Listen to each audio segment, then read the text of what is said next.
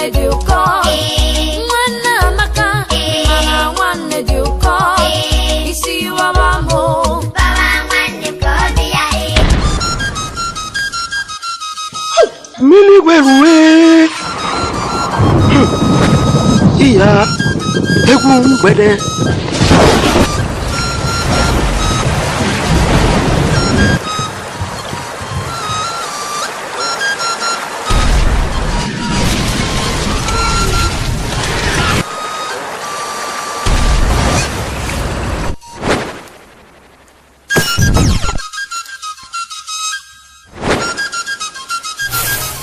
The time shall come when many kingdoms will be struck by strange illness. The solution, the remedy, will be revealed to only the party.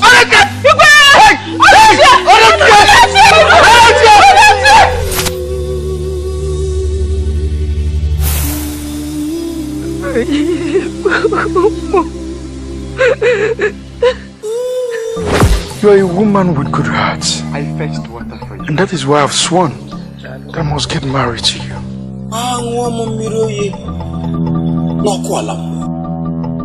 You will never appear like a man in this game.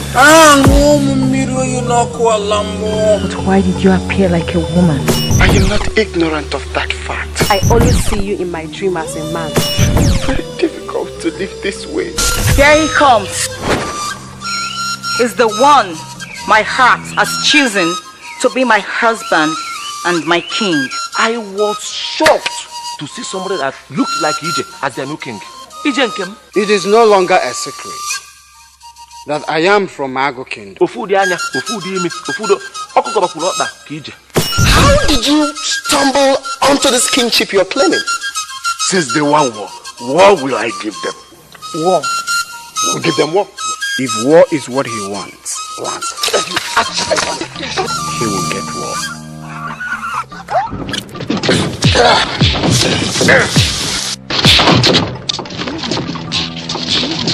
My king, must we commit this great sacrilege? You should be concerned on how to find solution to this scourge. This is a symbol of peace and unity between Ago and Israel. This is our only chance to bring peace and unity between these two kingdoms. I can't pay this price. I cannot.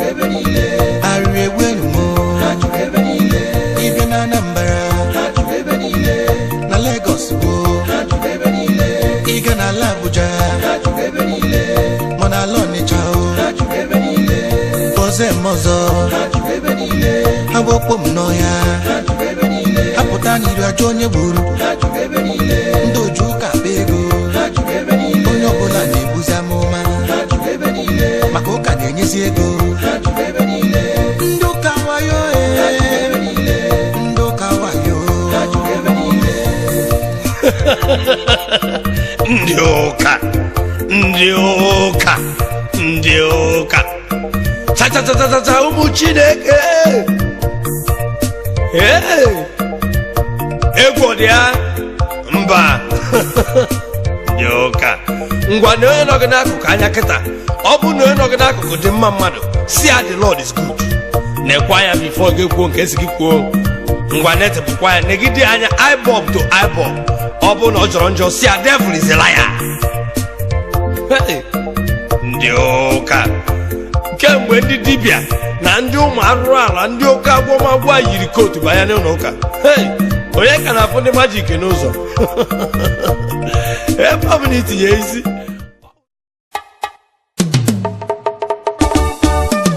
ụmụnwere anyị ejemara m owere jere mmiri ego ijerole ejemara m owere jere mmiri ego ụmụnwere anyị ejemara m were jeremy ego shakama ijerole jamambo were jeremy ego ikaja prakaja na so were wopemba oja ugi no na no jaba ego gabio wele were anye biarie ya denu ropa ala university aba pa ego biapa lo were biarie ya o oji me inojila rera magija ho pa ego geji pa ho rie na so pango shanje owere no kraka ada eji manu ya ntu anda hu pala me anya go na wo mbere shanje onye mari ma magana lo were ebe je ni ego mo nwanne ukwu mayo were akariala o onye nwura nwanne na so onye ne nduri shiri heka nwando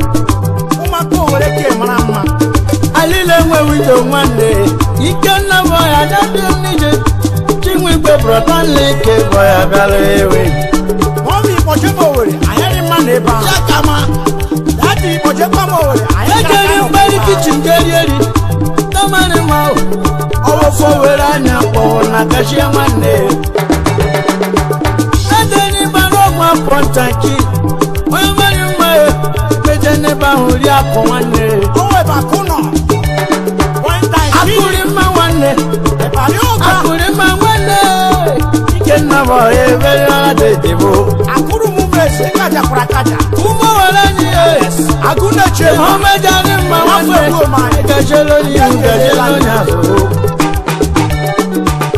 umo wala ni demrambo ejere mi ego chakama ijero le demrambo so umo wala ni demrambo ejere mi ego ijero le demrambo ama koma mabla no wala ni le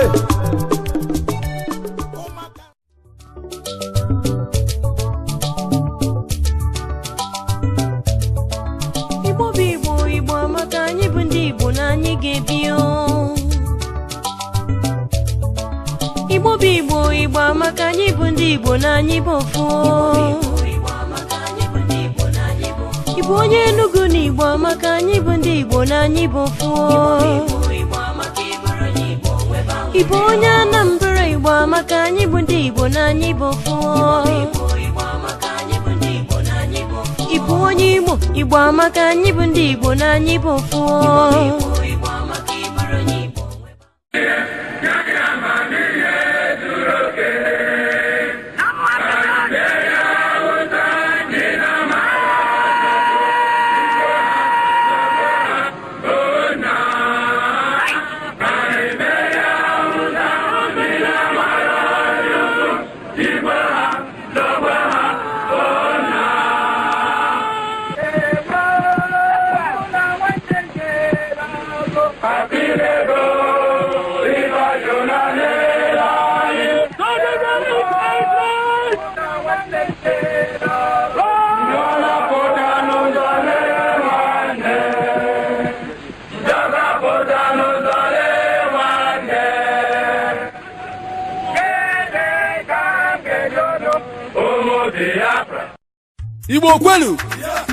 Igbo kwenu all hail Biafrans ewetara mụ na ozi ọma nakwa ozi nwere onwe ozi a na-akọwa na ọ bụ Chukwu okike abịama ga-enye Biafra nwere onwe emeghị m ya maka iji mee ka mmadụ mere mkpọtụ kama emere m ya n'ụdị iji jikọọ mmụọ ndị Biafra ọnụ ka ha mata na enwere ebe anyị si wee bịa ka ụmụ Biafra mata na ọ bụ Chineke ga-enye anyị nwere onwe onye ọbụla na-agba mbọ ka Biafra ghara inwe isi Chukwu okike abịama ga-adịcha onye ahụ anya n'ọgwụ ije Biafra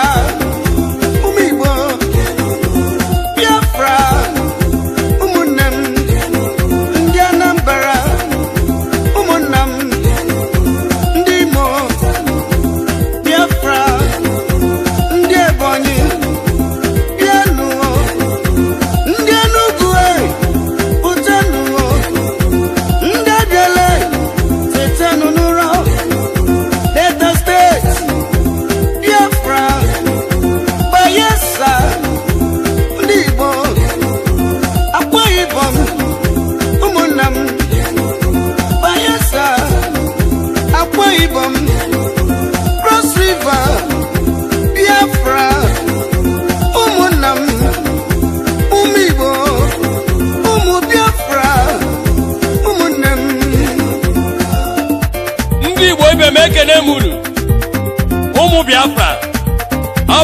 Prophet BBC na-ekene ndị South East nakwa ndị South South.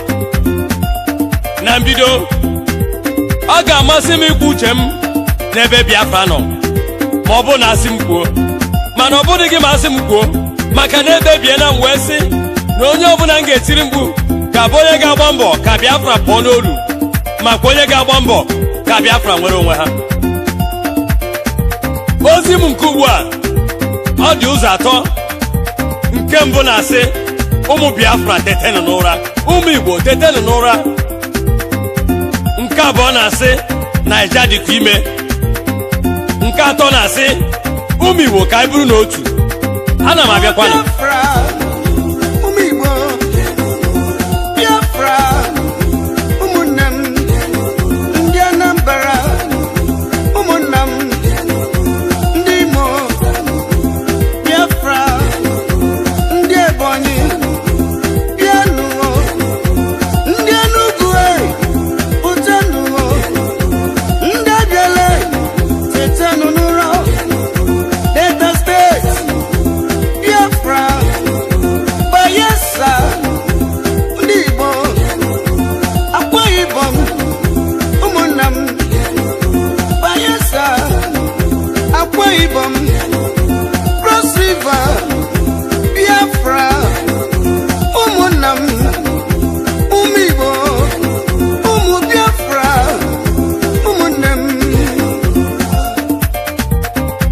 Na nke mbụ na-asị ụmụ Igbo tetenụ n'ụra ma tienụ mkpu ọṅụ n'ihi na Jehova kwuru sị na oge nwere onwe anyị ahụ erugo. Chetakwanụ sị na ọ na-aga onye kwe chi ekwe. Anyị bụ Igbo ekwego na Biafra ga-enwe isi. Ụmụ Biafra chetakwanụ sị na ọ bụ ofu nne na ofu nna ji anyị. Enweghị ihe dị iche. Matakwanụ na anyụkọ mamịrị ọnụ ọgbọ ọfụfụ. Biafra dị ka ukwu azịza.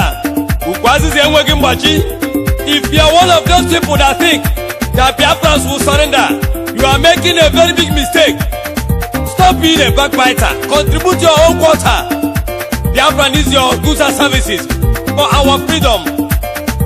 Na mbido ọ ga-amasị m ịkọwara onye ọbụla bụ onye Igbo ihe eji maka ya na-ekwu okwu a abụghị ka agha daa, ọ bụkwanụ gị ịkwado ọchịchị nọ n'ala nke ugbu a, kama na achọrọ m ịkọwa ihe mkpughe m nwetara maka Biafra, nakwa ịkọwara ụmụnne m ndị Igbo na ndị ọbụ anyị na ha achọghị anyị. Onye jụrụ ọ na-ajụ onwe ya, ngwa lewe ihe ga-egosi gị na ndị achọghị anyị taa. Ọkwa ha bịawa ilesu ya na be anyị nakwa ịbịa be mbọ be anyị. Ha chinye ute, ha chiri ute ha na-agwa gị ha egoro ketụl, ha goro ketụl gịnị ọzọ ka ha na-eweta toy redio. Ọ ga-abụ ebe ha jegide bịa biri na bata enwe ka esi na unu dum ha ewere ute ha chịkọta ketụl ha na-achị ya be ha. Mana onye Igbo gbago n'ugwu ha ejenye ya na n'ịkpa. Onye Igbo aha ruo esteti, onye Igbo ruo onye be esteti, ọ dabụ unu dum ha ejide onye Igbo kugbuo onye Igbo nwere companies. Mgbe ha kugburu ya ha enweghara ngwongwo ndị a. Ịbụ ka esi ebu ngwongwo ụmụnne anyị abụ na mgbago ebe a anya mmiri ga-agba gị. Ị ga-achọpụta na ndị a achọghị anyị ma chaa. Ọ bụrụ na enwe ka esi nwebe nsogbu ha jide ụmụnne anyị ndị nke nwecha companies, ha ejide ha ncha na-egbuzi ma na-anara akụrụba ha. Mana ya nọrọ ebe a na-achụgharị ndị na-ebe mbọ nakwa ndị na-ebe onions. Igbo tetenụ n'ụra, Igbo tetenụ n'ụra ka anyị mara kene na ihe, ka anyị ghọtanụ na ndị anyị bụ anyị na ha achọghị anyị ma chaa. Biafra nwebe na aṅụrị tienụ mgbu ọṅụ ka ọ na-egwu nwere onwe maka enwere ihe nna ahụ ugbu a. Anọ m na nrọ Chineke wee bịa kpughere m maka nwaanyị dị ime wee bụ onye bụ nwa n'afọ bụ ya 50-something years. Ọtụtụ ndị gbara mbọ ịdị shọ na emere ka nwaanyị amụọ nwa n'aka aka. Ọtụtụ ndị dọkịta nyekwara ya ọgwụ ka ọ ṅụọ ka e wee gbaa mbọ na nwaanyị amụrụ nwa mgbe ọ na-ekwesịbeghị. Ụfọdụ bụkwa dị na-amụ amụ na-asị nwaanyị ọ ga-emecha mụọ nwa, mana o ruru otu ụbọchị mgbe nwaanyị a bịa nọrọ n'ụra dịka o kpechara ekpere o wee na-apụta n'ụtụtụ. Chineke wee sị nwaanyị ngwa mụọ nwa gị n'udo. Nwaanyị a mụrụ nwa a na-agwa gị ha mgbe jụọ Chineke sị nwa e buru n'afọ 50-something years ọ bụ onye? Jehova nke usu ndị na-eke ndị agha wee na-agwa m na afọ nwa ha bụ Biafra. M wee na-ajụ ole kwere nwaanyị a dị ime a. Kpọọ Chineke wee na-ekwugara m sị na nwaanyị a dị ime a bụ Naija, ya ya bụ gị bụ onye Igbo ana m arịọ onye ọbụla ka anyị banye n'ekpere. Ụfọdụ si na ha ga-enye m ego ka m hapụ ikwu gbasara Biafra mana iru ga-egbu unu na ọwa asị. Ọtụtụ sikwa na nkwuo maka Biafra na ha ga-egbu m mana nke a bụ ezigbo asị. Ọ ka mụ na a na-egbukwanụ m na-egbuo m mana ka m kwuchagoro ya bifo m anwụọ ihe a ndị ọwụ ndụ. Biafra ụmụ Igbo, Biafra ụmụnne m ndị Anambra, ụmụnna m ndị Imo, Biafra ndị Ebonyi, bịanụ ndị Enugu pụtanụ, ndị Abịala tetanụ n'ụra, Delta State, Biafra, Bayelsa, ndị Igbo, Akwa Ibom, ụmụnna m, Bayelsa, Akwa Ibom, Cross River, Biafra, ụmụnna m, ụmụ Igbo, ụmụ Biafra, ụmụnne m. Ekene dịrị Chineke na abụ m onye Igbo. Ọ bụ na a na-abịa ụwa ọzọ ụwa m ọzọ ụwa m asaa aga m abụ onye Igbo ma bụrụkwa onye Biafra. Ngwa n'ezienu mana Igbo okwe na anyị na-egbu onwe anyị. Ọkwa ọgụ daa na mgbago. Anyị bụ ndị Igbo nwere moto anyị eme ego moto increase mana ọgụ daa na ndịda ebe a abụọ ka ibu na ma gbanata ole na ma na chipret ya were akpọkọ ụmụnne ya kpona. Igbo tetere nọ n'ụra, Igbo tetere n'ụra. Ngwa n'ezienu ọkwa politiks bụ ihe mere ndị Igbo wee were okpu mme okpu ọzọ ndị Igbo wee kpunye onye Hausa n'isi ma chie ya ọzọ. Igbo tetere nọ n'ụra. Ọ gịnị na-eme dị na obodo eyiri na nkịrịnka akwa kịta aga m agwa ya nkịrịnka okwu. Ndị a na-anụ ụmụaka 14 years omenala ya na ha bụ ọnụ. Mụọ prọfe BBC Ekene dịkwa Chukwu na abụ m onye Igbo. Ụwa m ọzọ aga m abụkwa onye Igbo, aga m abụkwa onye Biafra mana ọ bụghị mmụọ ga-agwa onye isi ala ya kee obodo ahụ. Ọ masị m na ọ na-apụta mana ama m na indirectly or directly onye gere ihe na-ekwu ma ihe na-ekwu. But I have an advice for all Biafrans. Biafrans, I know and I believe that every problem have expiry date. Man izu ka mma na nneji anyị ga-abụ n'ofunu ọkwa anyị ka ọma mere ọnụ. Ọ gbaala ụfụfụ ụfọdụ ndị Igbo ekpebiela kama onye Igbo ga-ebi na be ha onye Alakụba bịa biri ya. Ọkwa okwu mbọsị odebe n'ugwu bọmbụ Biafra ka anyị ga-esi nọrọ mmadụ anya na-esi mmụọ tetenụ n'ụra. Ịkpa ụfọdụ aka na ọ na-asị gị na ndị na-ekwu maka Biafra bụ ndị na-enweghị ha na-arụ. Ọ wee egwu mere ụfọdụ ndị kwesịrị ikwu maka Biafra si makpụrụ ka ngwere oyi na-atụ. Ụfọdụ dọs ka pijin mmiri mara nyopụ n'anya n'iro.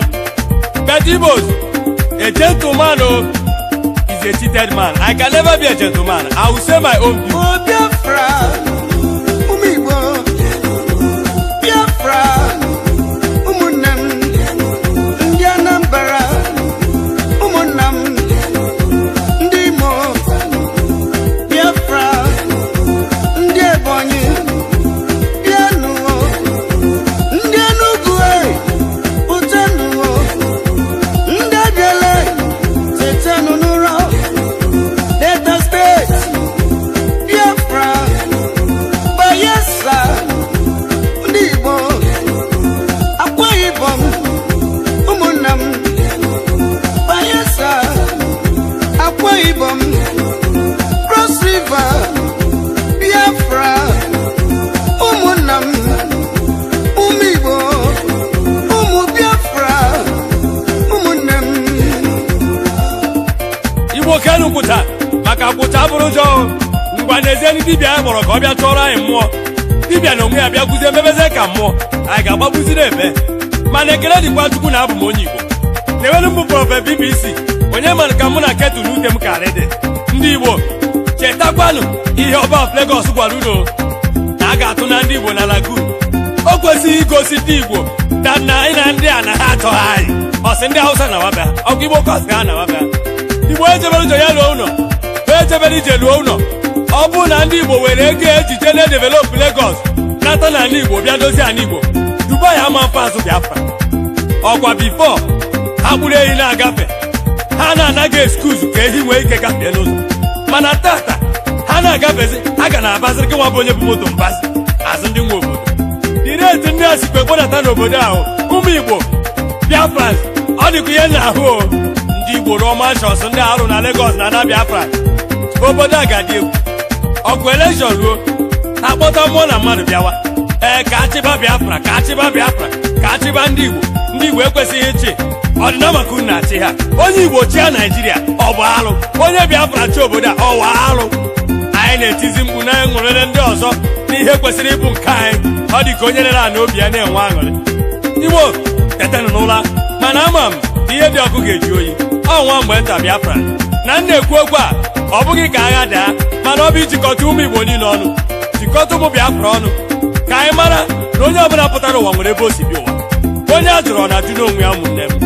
aha m ka bụkwa Prọfet BBC aga m bụkwa nwafọ Igbo ekele dị Chukwu abụ m onye Enugu steeti agaghị m agbapụ n'obodo nna m anyị ka nọkwa n'obodo a Biafra ma mma o ọ maara mụ na gị ọjọkwanụ njọ mana Chukwu a ga-ekwe ọ dịkwara mụ na gị mana sabotuas listen and listen good Biafra is not for sale ọ bụrụ na anyị mechaa mgbe anyị ga-aba n'ala nkwa enwekwara ndị anyị ga-ajụ afọ ahụ otiti asaa ya mara onwe ya aha m ka bụkwa Prọfet BBC abụ m onye Igbo abụkwazị m onye Biafra ọ maka mbazu anyị alawala Biafra ụmụ Igbo Biafra ụmụnne m ndị Anambra ụmụnna m ndị Imo Biafra ndị Ebonyi bịanụ ndị Enugu pụtanụ ndị Abịala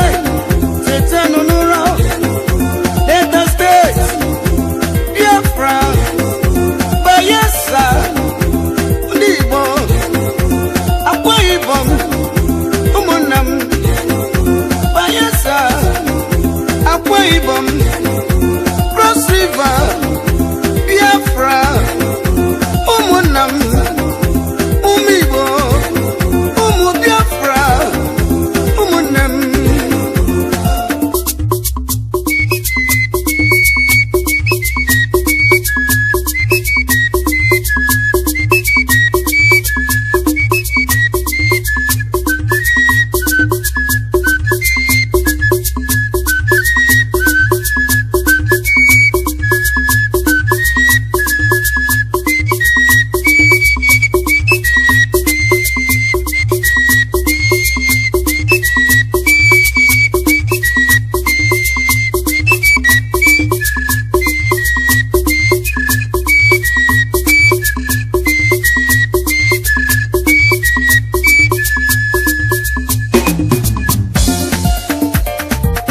na mbido aga m akọwa maka Biafra bụ obodo Chineke gọziri obodo jupụtara na mmiri ara ehi obodo a gọziri agọzi obodo nke Kenan obodo mara mma dịka hurricane the heaven on earth Chineke nyere anyị ọtụtụ ihe dị iche iche ụmụ nakwa ihe ndị a ga-eji wee zụọ ha mana sabotu ekweghị ya na ndị ọjọọ ha ekweghị ka anyị nwere onwe anyị n'ihi akpịrị ego nakwa ajọ ndị ndu agaghị m akpọwa aha ha maka na agwara m si na m hapụ ịgba ha na nke a mana anyị machakwu n'ofu n'ofu o ji ncha asa ahụ ya marakwa onwe ya o no wonder Bible si na ọ dịrị ịnyịnya mfe isi na ọ na-aga wee gafee karịa ọgaranya ịbatara alaeze nke Chineke mana ndị Biafra agbụ ekere anyị bụ mbe o rugo ọtụtụ biko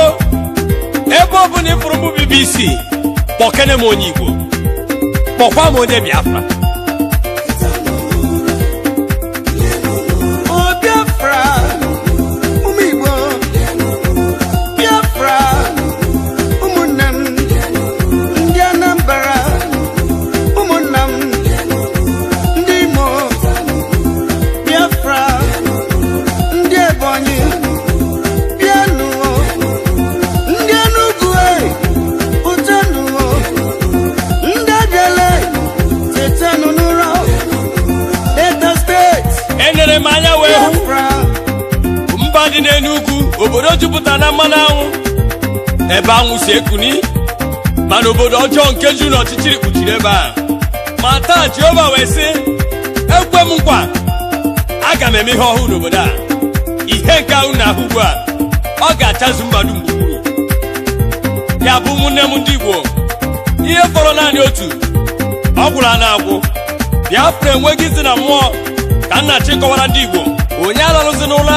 ọ bụ eziokwu na mgbe ụfọdụ ị na-ebe ihe ndị ọba anyị na ha ji anya eme ọ dịka sị nụsasị ya n'agha mana ụmụnne m agha dị njọ bikonu ka anyị were na ekpere nakwa ndidi nakwa ịdị n'otu oge nkata agafego oge nkwutọsị agago oge esemokwu agago ka anyị bụrụ n'ofu Igbo maka ọkwa anyụkọ mamịrị ọnụ ọgbọ n'ụfụfụ onye ekwela ka okwu pati butere anyị nsogbu obodo anyị na-azọkwanụ ndọrọndọrọ n'ime ya ndị achọghị anyị ma chacha ihe ji akọrọ onye ugwu na onye be anyị na mba ahụ ịghọta ihe na-ekwu agha Biafra bụ ihe ịdọ aka na ntị wee nye anyị ọ dịka anyị echefuru ewerekwa ọsọ abịala chetakwara anyị biko ụmụnne m ndị Igbo ka anyị banyere n'ekpere maka na Jehova ekwugwu ya sị n'ezie aga m eme ihe ebube n'ala a ka ụwa niile wee mara na ike niile dị n'aka m bụ Jehova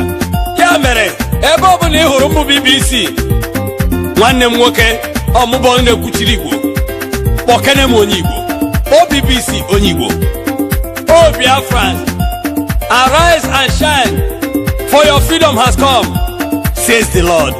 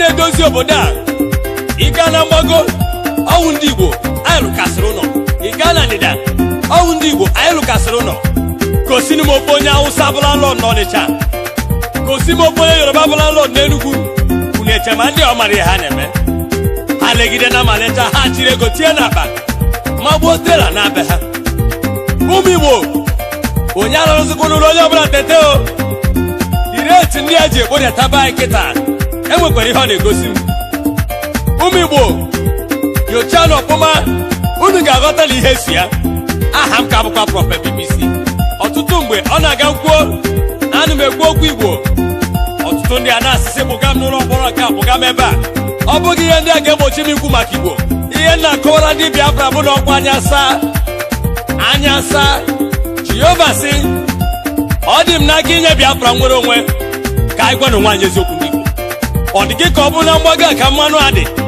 ọ dị gị ka ga na-akọta akụkọ nwanne anyị ma ya fọrọ iti ezi Naịjirịa Igbo ọkwa anya asaa ebe ọ bụla ị hụkwara mbụ BBC mbụ Prọfet BBC kpọkwa m onye Igbo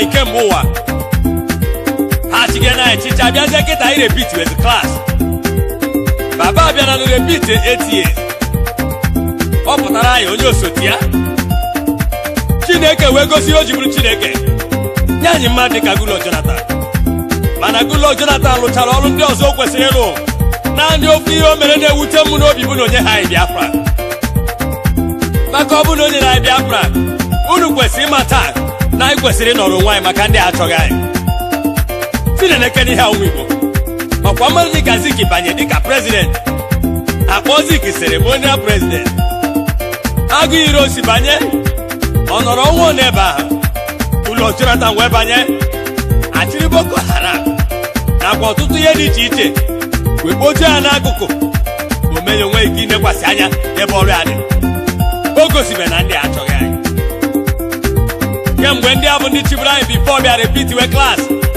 ka m na-achọpụta Igbo nkata ọbụla abacha gbanye mmiri enwekwara ihe si ya o onye arụzụnụ na tetelu banyenu n'ekpere mkwuo ụfọdụ okwu m na-ekwu ọkwa anyị nọ n'ọchịchị onye kwuo uche ya mana nkwugide nke mkwucha ewere ndị uwe ojii na-achụgharị mmiri n'azụ ọ bụrụ na ọwa asị ka m na-atụ ọ bụ gịnị ka a na-ejiri ndị ji egbe esogharị m otu okwu ahụ na-ekwu bụ amụma Ojukwu buru na the year 1966 ọtụtụ hụtara ya dịka onye aṅụrụma mgbe Fela pụtara wee tie ụdị mgbu a n'ihi na ọ bụ onye na-aṅụ anwụrụ ụfọdụ si na ọ bụ onye ara mmadụ dịka Obi Igwe kulie wee tiwekwa ofu mgbu ahụ ụfọdụ na-egara Obi Igwe anya dịka onye dị against the gọọmenti mana ihe ndị awasị asị ọkwa narịrị na afụfụ ụmụnne m na-agabiga ya mere si wee na-ekwu okwu a na-ekwu a ga-anya m ụwa gburugburu ọ dịghị mba na-ata afụfụ n'obodo a ka anyị bụ ndị Biafra si ata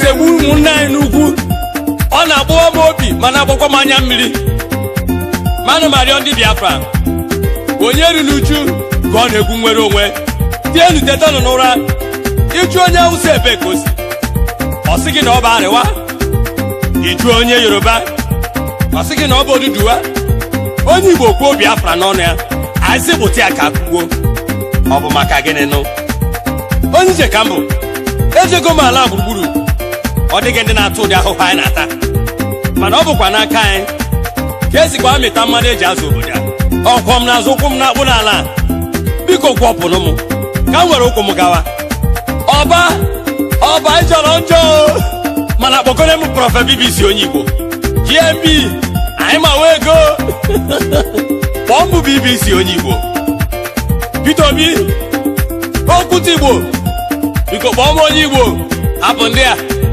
oti ezigbo nwafọ Abia steeti kpọkele prọfe BBC onye Igbo cherekwa o agha ebibekwa aka m na-afụkwa na mmụọ ịma na nkwu asị na ọwa onye ara na-ekwu ịma udom kpọọnụ mbụ BBC onye Igbo Wiri Obianọ kpọkele prọfe BBC onye Igbo Seraike Dixon kpọkwa mbụ BBC onye Igbo Chief Okowa kpọkele prọfe BBC onye Igbo Dave Umahi kpọkwa mbụ prọfe BBC onye Igbo Ben Ajade kpọkwa mbụ prọfe BBC onye Igbo Ifeanyi Ugwuanyi gburugburu kpọọ prọfe BBC onye Igbo Ike kwere mmadụ ezigbo nwanne m nwoke kpọkele BBC onye Igbo Idris Wanda Kogi Kizi Bokene Prophet BBC onye Igbo nye sonwu ike.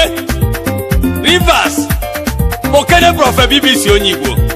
Oh, ndị Biafra una na-echekwa na afa ndị ọzọ ndị nke ahụ chefonu ndị a na sabotu aska ha anụmatụ ha egwu anụmetere ka mma mkpu mana anyị ike atọgbogo n'ugwu osisi ọbụla nke na-amị mkpụrụ ọma a ga-egbutu ya ebe ọbụla ị hụrụ mbụ BBC ekene ike ekene ụmụ onye Igbo Biafra amaka Igbo amaka onye fụrụ Igbo si na ọfụghị mmadụ onye ahụ bụ onye isi ụmụ Igbo ka anyị tetara n'ụra ọkwa ofu nne na ofu nna ji anyị enweghị ihe dị iche Biafra bụ akwa ugo onye awakwana ya onye mara ihe ga-esi okwu nye emekwana ya onye jebere ije ya ruo ụlọ ọnwụ Igbo ife na-asịa na nwanne ama na ụmụ Biafra ọkwado ofu ka anyị bụ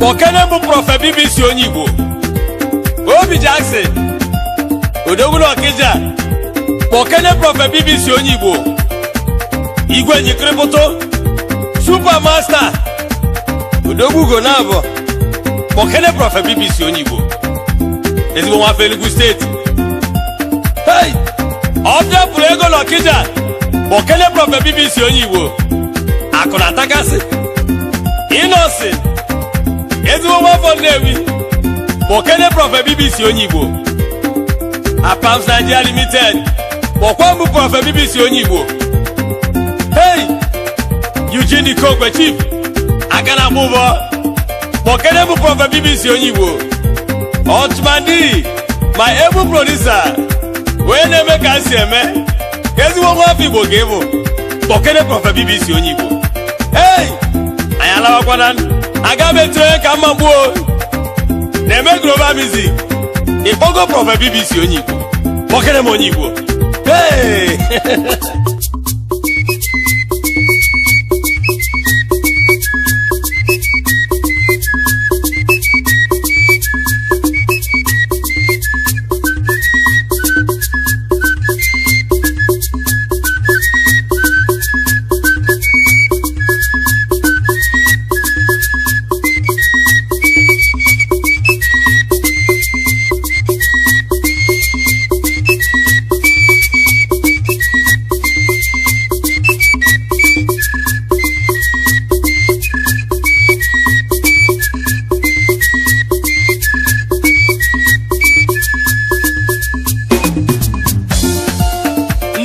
celebrate election carries and win the election gịnị ka anyị nwetara na ụmụnne m anyị na-amanire elu anyị bụ president mba anyị bụ vice mba anyị bụ senate president mba anyị bụ onye isi ndị house mba nke kwara ihe Igbo nwetara o gosi ọ na ndị achọghị anyị Chineke nyere anyị aka ka anyị nwere onwe anyị n'ala mana mgbe ọbụla anụgide ọgụ wee ghaba aja ụmụ Igbo matanụ na ọgụ ahụ ebiwela maka mgbe elechara anya ndị chịrị anyị na mbụ mechaa bịa repeat we class o gosi na ihe dị ebubere achime mana Igbo onye nwe na aṅụrị o onye rukwa n'uju maka na obodo a dị ime ana m ahụ na ahụsi ike nwa mgbe nta ihe ebube ga-eme mana ọ bụghị ha ga-anụ n'ọgụ onye ọbụla banye n'ekpere okwu m kemgbe ụwa bụ si kpebe ekpere ngwalewe nke bụ eziokwu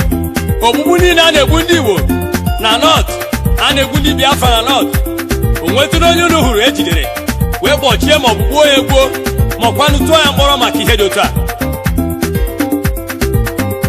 My people, all their friends, women and bros, everybody come. My people, all their friends, women and bros, everybody come. Women and bros, everybody come. Mana ọtụtụ mgbe na-ewekwa ụfọdụ ihe ọkwanụ ndị Igbo na-egbu onwe ha. Onye Igbo ga-ataba afọ ụtasịa rugide ụlọ rụcha gba ya fes tinye bọtụ onye chayo je kpọta onye abọgidebe na gate ka o chebe ndụ onye were ndị anya n'aka onye iro. Ọ bụ gịnị ka o gosi? Ọ bụ eziokwu bụ na e nwere ndị Igbo a na-ekwesịghị ịtụkwasị obi mana aka ga-ahụtakwa ndị dị mma n'ime anyị. Onye Igbo onye uwe ojii nwanne ya n'ụzọ o jide ya ejidenu ọ kwụsị nsị Igbo ọkwa omenyere ya aka ọ larị ala mfe na mba ndị ọzọ. Mana ọ bụ na ndị dị otu a nọrọ n'okporo ụzọ fụ ka eji nwanne ha nwa anwa asọ be ha onye be ha pụta jụọ ọ bụ gịnị ka o mere. Ọkwa mmadụ nwe ọgọdọ ewu na-ata ịbịa n'ọfisi nke ndị Igbo na-enekọta ka ma ọ ga-asụ Igbo ya sụba oyibo iji gbaa mbọ na ọrụ ahụ erughị nwanne ya aka.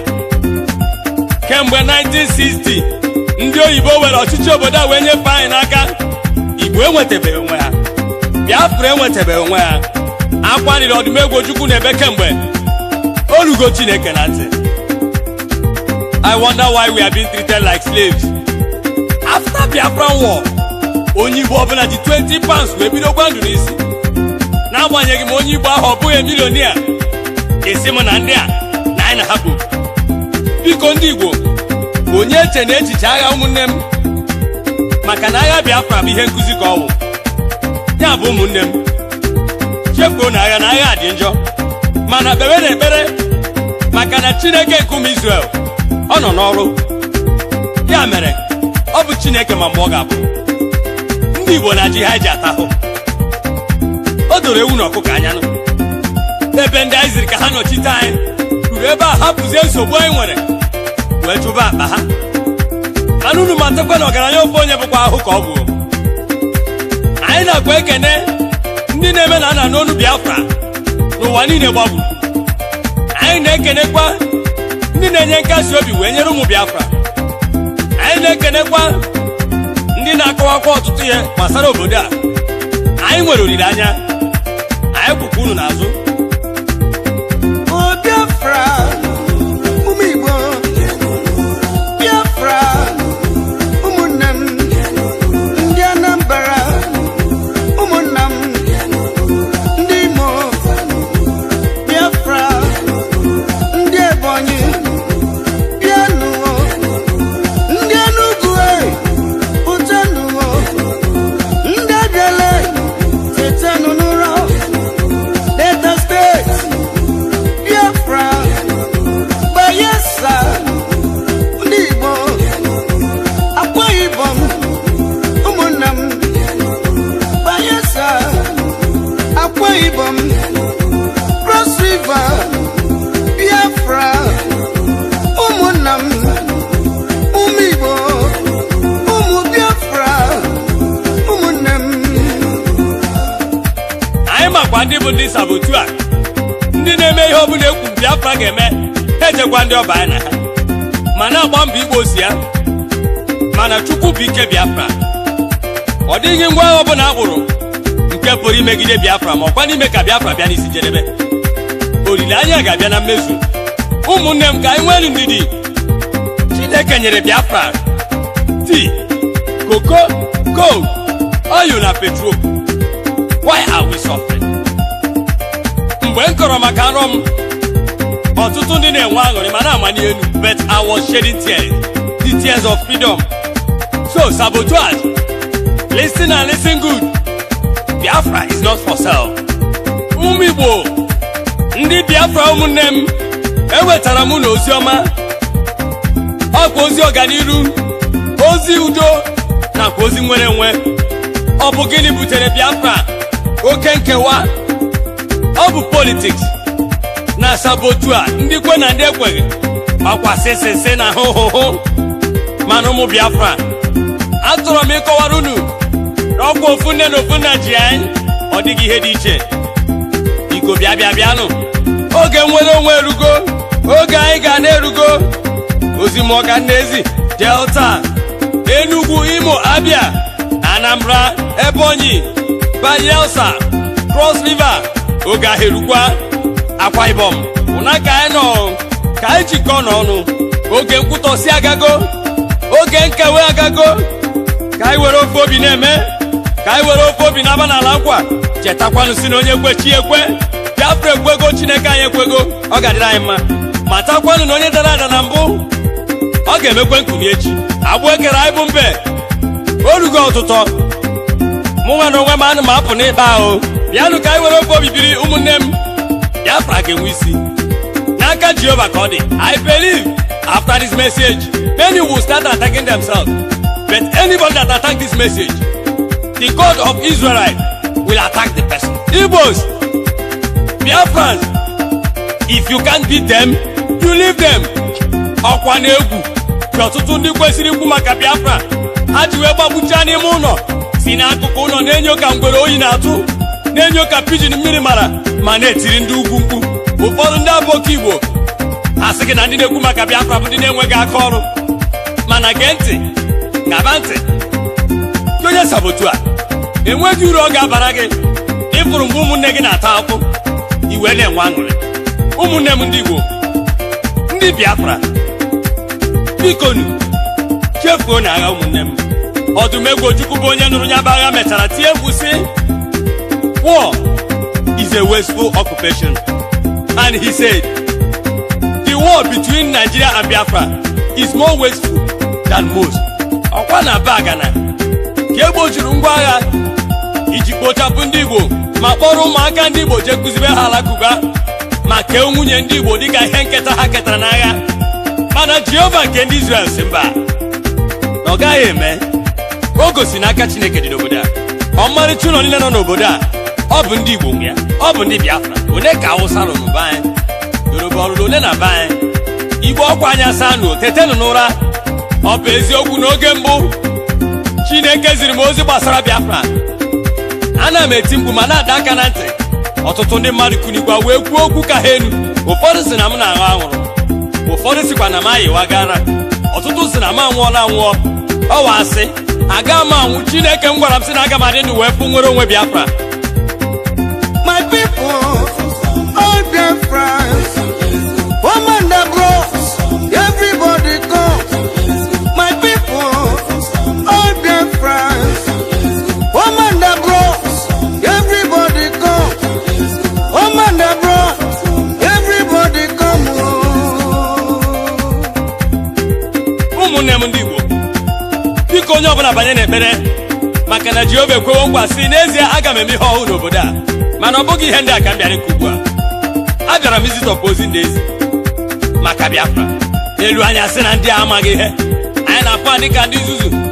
Mgbe Obasanjo chịrị ọ pụta na Boko Haram adịbe, mgbe Yar'Adua nọ ọ pụta na Boko Haram adịbe.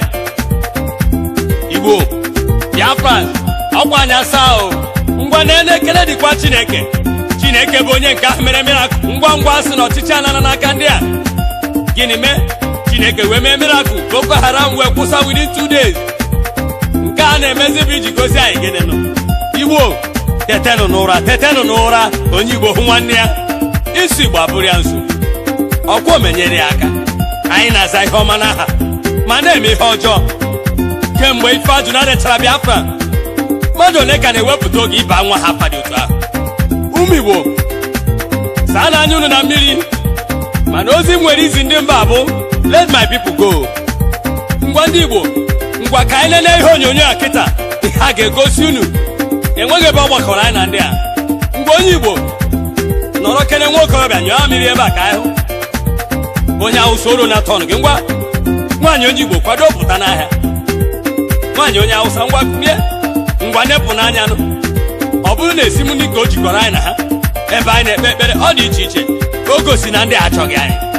Enwere m ajụjụ m chọrọ ịjụ ndị ụwa. ọ bụ onye Igbo chi obodo a ọ bụ alụ kwamgbe anyị nọ n'iti Leaders of Tomorrow enweghị ihe anyị chọrọ n'obodo a ebe ọ bụla Leaders of Tomorrow bụ n'akwụkwọ ka a na-ese ya nna m ochie kuru igwe ahụ maka na ndị ọgbọ ga-abịachikwana ọ bụ n'ini ga-ekunye ọdụmegwu Ojukwu bịakwanuo ụmụ ọgbụ na alaghachikwana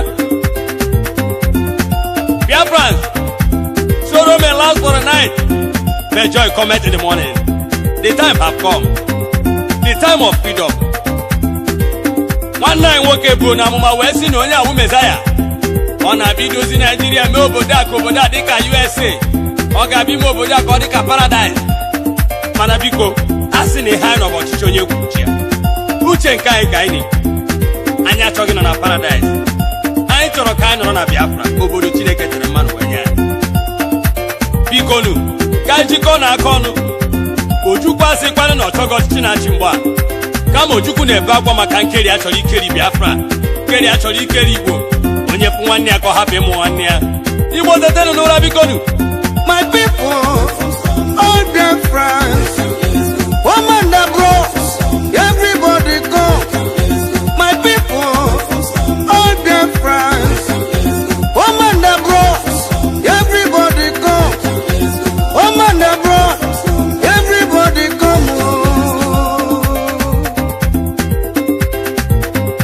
Ọkwa onye Imo nọrọ na North ọ chịrị obi n'aka mana ha na-akpagharịba anyị otu o si masị ha Chineke na-ewekwe ụmụnne m na ụmụnna m ndị Biafra ewetara m n'ozi ọma ọkwa ozi nwere onwe ndị South East nakwa ndị South South onye sịra na ọ ga-eme ya naanị ya anyị ga-ejikọ aka ọnụ anyị ga-enwere onwe anyị ọkwa Fela kwuru asị na ọ bụ onye anwụ Obi Igwe wee kwuo asị na ọwụ na ọ na-ekwutọ gọọmenti mụ onwe mbụ prọfe BBC ekwuona asị na ọwụ ego ka nnata mana ndị Saba ọ bụghị ihe ndị aka m bịara ịkọ pụtara m n'ụzọ ka m kwuo maka obodo m Biafra obodo jupụtara na mmanụ anwụ ala nsọ ebe Chineke bi obodo ọma ebe Chukwu doro nsọ maka na ndị achọghị anyị Saba otu a solution obodo a nwere kịta bụkwa Biafra ọ ụmụ Naijiria nke bụ eziokwu bụ na baba ebughachigo ego ahụ o bukwa na ego abụọ aka gịnị wee mee naanị ka agha saa ọchịchị maka na ọ bụ onye South East banyere ọ na-ebughachitezi ya kịta anyị bụ obodo anyị na-ebirizi baba ego oke ebe ọ bụ na o bughachiri ya o weghachikwara interest ọkwa bankị na-agbazie mmadụ ego ka anyị ji ọnụ na ya nọ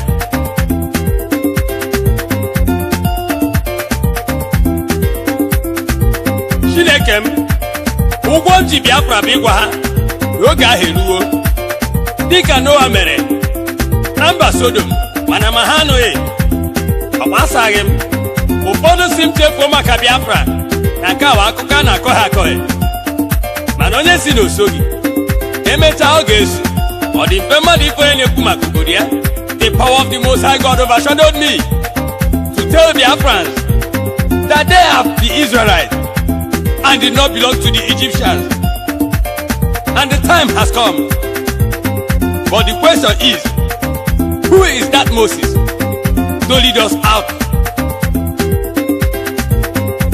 My people, all their friends, woman that bros, everybody come. My people, all their friends, woman that bros, everybody come. Woman that bros, everybody come. Oh, Biafra, Umibo, Biafra, Umunem,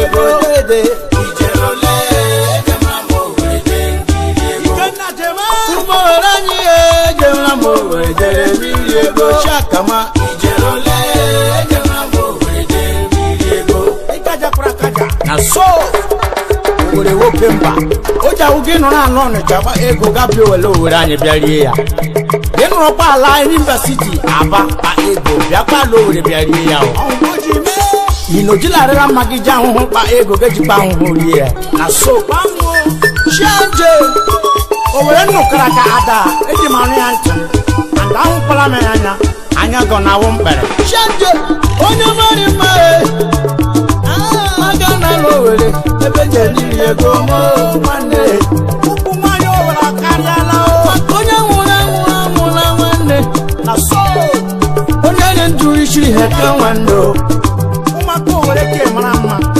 alile nwe wido nwanne ike na boya dade nije chinwe gbe brother leke boya galewe momi poje mo wore ayari mane ba yakama dadi poje pa mo wore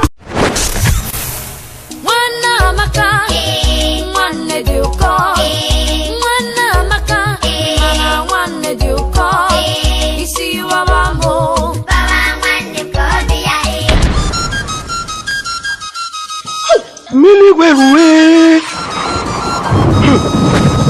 iya egwu mgbede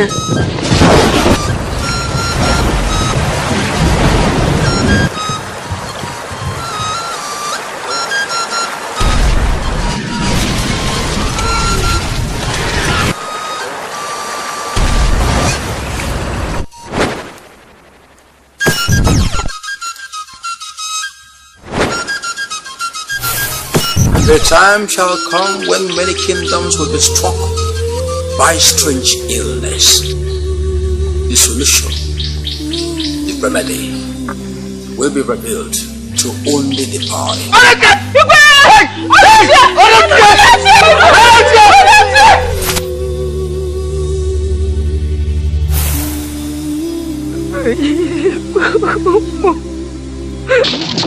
I can't. Must we commit this great sacrilege? You should be concerned on how to find solution to this scourge. This is a symbol of peace and unity between Agro and Eve. This is our only chance to bring peace and unity between these two kingdoms. I can't pay this price. I cannot.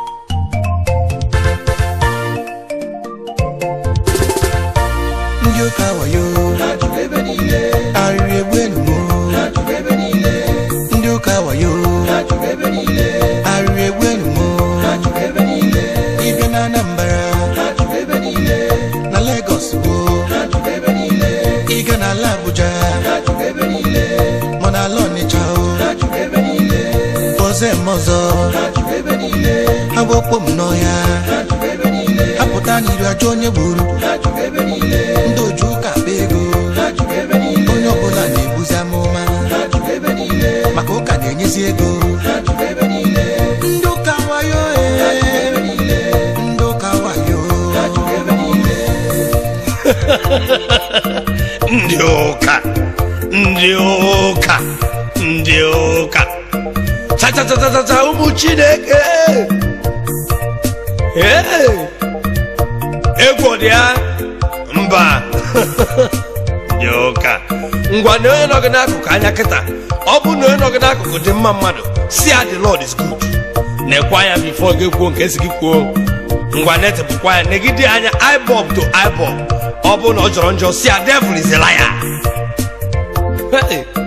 Ndioka kemgbe ndị dibịa na ndị ụmụ arụrụ ala ndị oke agwọmagwọ yiri kootu banya n'ụlọ ụka onye ka na-afụ ndị majik n'ụzọ ebe ọ bụ na itinye isi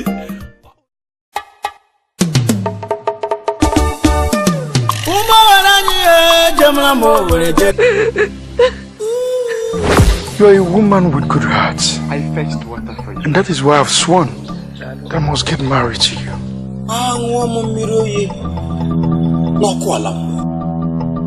You will never appear like a man in this game. But